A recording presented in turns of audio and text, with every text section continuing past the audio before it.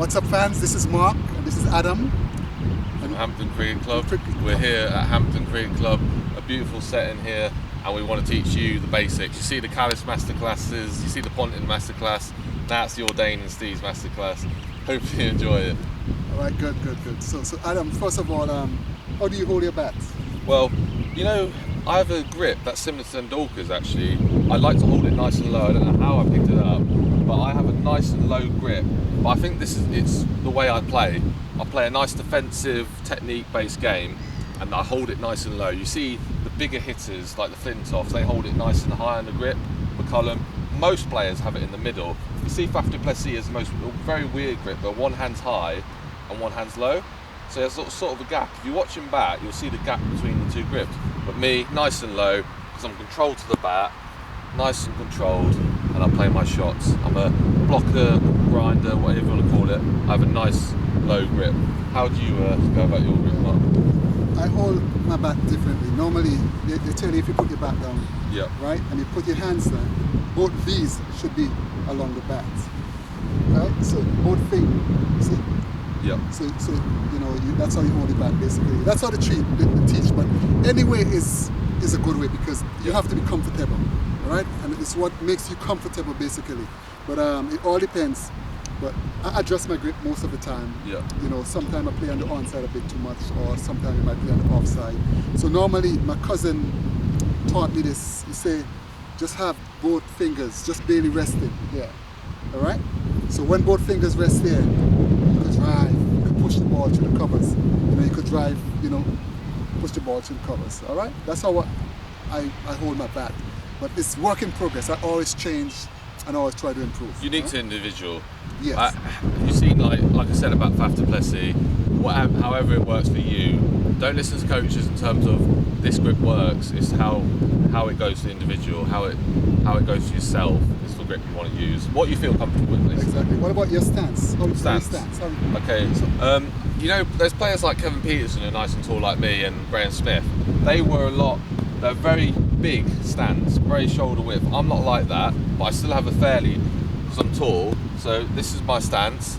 I like my head to be over the shoulder, just for nice and balance.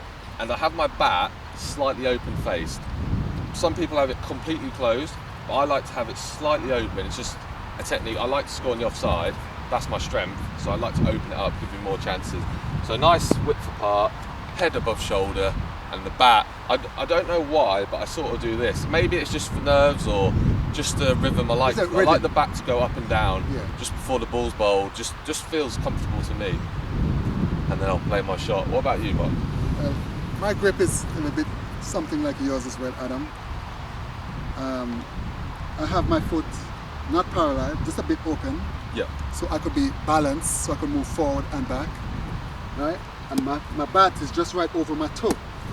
And I have it in the air. Most of the time I hold it in the air and a bit open face as well. Yeah. All right. So if I come forward and, you know, I'm always trying to score Give as well. yourself a chance, I'm good on the onside, but I always want to push down to cover or mid off or square. Yeah. A square cut. It helps me basically. I mean, this is a technique I learned from since I was a young boy. Yeah. Right. 12, 14. So it stays with me all the time. But basically, just like this, with the open face.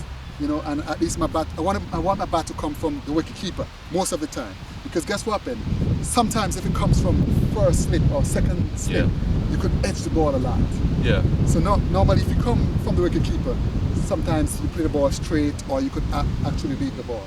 All right? What we're saying about when we say it's to the individual, it's for your own game. Because if you look at if you're giving the bat for a sec, Steve Smith has an incredibly weird technique, but he's one of the best players in the world. You see his technique, he's nice, upright, it's like a baseball bat, and it works for him. So at the end of the day, whatever you feel comfortable with, don't let the coaches just say, oh, it has to be English textbook, closed bat, and blah, blah, blah. Whatever's comfortable for you, whatever's scoring you the runs, it doesn't matter how ugly you look, it's about what gets in the book, what the score on the Saturday says, and whatever feels comfortable for you. Mark, I know a shot that I'm not very good at, and I'm not a good leg side player at all, but you're very good at the pull shot. Do you want to show how you go about your pull shot? Do you pick length very early and you dispatch the pull shot? How do you go about that? Because what happens... Do you premeditate? Or? No, I don't premeditate, but I'm always looking for the short ball. Yeah. especially with the fast bowlers who have a bit of pace. Yeah. Because 9 out of 10 times they're going to bowl short at you. Yeah. So I want to be always ready. Ready for it. You know, so my technique, you know, sometimes I have the old style technique. First thing I do is like this, right? So Yeah. I'm already here. So if you pitch up, then I can come forward. But once you bowl short, I'm already in this position. Yeah. So either to cut or to hook or pull, you know, and I'm, you know, but I play with conviction. Yeah, I trust the shot. You what I've noticed about you, 'cause like you said, you like other people to pick up on your game. When you're playing the pull shot, your head is in a perfect position. If I just show you the bat, what I've noticed with you, when you're picking the line, I've seen a lot of players, their head's up in the air when they're playing their pull shot. So what's going to happen with that is you're going straight up in the air. Well, you might get a boundary for it, but you're not going to get any control of the ball. With you, your head facing down the wicket, facing the ball. So it's sure your head is still looking down at the ball, picking it up. So when you're in this position, your head is level. Yes. So you can watch the ball onto the bat. Your head is not in this sort of position where it's up in the air. You got no control of the ball. Exactly. So you have a nice head position. You can roll the wrists over the ball, which is very hard to do that if your head is up in the air. You're right, because that's a 90% shot for me. If you bowl a shot 9 out of 10 times, The it's all 6 day or 4. pull shot. Yeah. Exactly. I mean, I alter it sometimes. Twice a year, I might get out. Somebody But might it's your rush me. strength. Strengths can be weaknesses, Exactly. but you play your game. Exactly. So I play to my strength. As I say, when I go to the crease and bat, I'm not playing to look good. I'm playing to try to score runs, and I want to score runs when the team needs it most, and I want to play match-winning innings. Yeah. So if I made a 40 or 30, and the team wins from that quick cameo, I feel good within myself. Yeah, definitely. I mean, I feel more rewarding than making 100 and the team goes. Yeah. Basically. All right.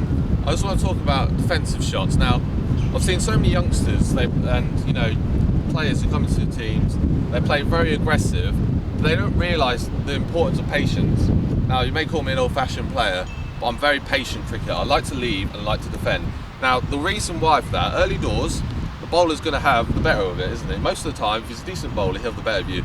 So you want to give that nice straight bat because it gives you every chance to stay at the crease. Just keep blocking. And how to do that? I like to defend with the pad. Some people like to defend out in front like that, which is absolutely fine.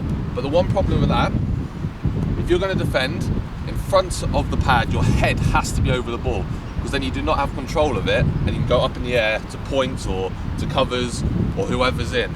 So you want to make sure, the way I defend, with the pad together, but my head is over the ball. So I know, nice and down, I like to play it down so it doesn't go up. So if you're going for the forward defensive, heads to the ball, play it under your eyes, and then you're not going to get out. And now another key is leaving the ball. You'll see so many players with the 2020, Marcus, you agree, with 2020 diet, players are playing too aggressive from the start. They don't leave enough balls just to get used to the pitch, to see what it's doing, pick the ball, just leave a few, because you've got plenty of time in 45 over cricket. That's a long time, especially if you're batting that top 4. Do you agree with that sort of those statements? Yes, for 2020 at least I always say leave 2 balls. Yeah. At least get yourself from here, because 2020 is an aggressive game, so you always have to be trying to score. But in 45 over. 45 overs, you have enough time. I like to, time, when I'm batting well, I'm watching and leaving the ball. If you see I'm batting well, I'm batting and see I come across and leave, let the ball go through, then you're in problems. Perfect. Like if the bowler bowls you that jaffer outside the off stump, you can just leave it. If you're seeing it well, the good balls you end up leaving. You won't be nicking off to the pavilion. Exactly. But come back to your point there with the forward defensive. How I play the second way you play. I play with my bat in front of my pads. Yep. You know, I have a good defense. Yep. I really pride myself on my defense. 80% of the time I get out LBW, nobody bowl me down. Every now and again I get bowled down once or twice a year, but I have a good defense. So normally when I play forward, I'm playing with my bats. Yeah. But I'm always my head. If you notice with me, my head is always down and my bat angle is always down as so well. you like the risks are... Yes, the risk of getting caught behind is very little. Plus, as Jeffrey Boycott, I always like to use Jeffrey Boycott term, show the maker's name. You understand? So once you're doing that, you're playing well. Yeah. All right, and that's good batting basically. All right, this is Adam Steedman and Mark O'Dane with some batting tips.